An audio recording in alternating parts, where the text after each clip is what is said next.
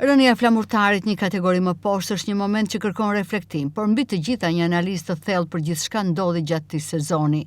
Ende një javë nga përfundimi i kampionatit, flamurtari e ka mësuar tashmë fatin e tij, rikthimin në kategorinë e parë, aty ku ishte sezonin e kaluar. Një goditje e rëndë për klubin, qytetin dhe tifozët, të cilët prisnin një tjetër rrugëtim nga skuadra vlonjate. Po çfarë e solli sot flamurtari në këtë situatë? Një nga emrat më të mëdhenj të futbollit shqiptar do t'i mungojë sërish elitës së futbollit.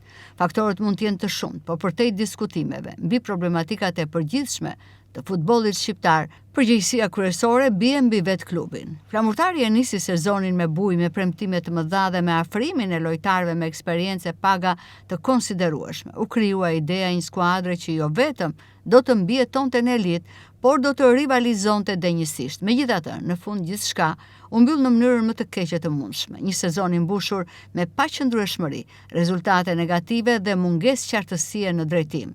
A quhet kjo një keq menaxhim? Padyshim që po. Strukturat e klubit duket se nuk funksionuan siç duhet, duke nisur nga përzgjedhja e drejtorit sportiv, trajnerëve dhe deri tek ndërtimi i skuadrës. Ndryshimet e vazhdueshme, mungesa e stabilitetit dhe vendimet e gabuara gjatë sezonit ndikuan drejt për drejt në këtë fund dramatik. Në shumë ndeshje skuadra tregoi mungesë karakteri dhe organizimi, ndërsa rezultatet negative u kthyen në një barë të rëndë psikologjike. Në fund, flamurtari nuk arriti të reagojë në momentet vendimtare, duke humbur kështu mundësinë për të shpëtuar sezonin. Sot qyteti i Vlorës humbet sërish skuadrën e tij në elitë, një emër historik i futbollit shqiptar, me traditë dhe tifozëri të madhe.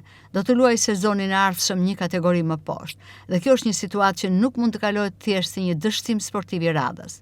Kur mbetet edhe një ndeshje për të luajtur dhe objektivat tashmë kanë marrë fund tek flamurtari, duhet të nisë një analizë serioze dhe e sinqertë.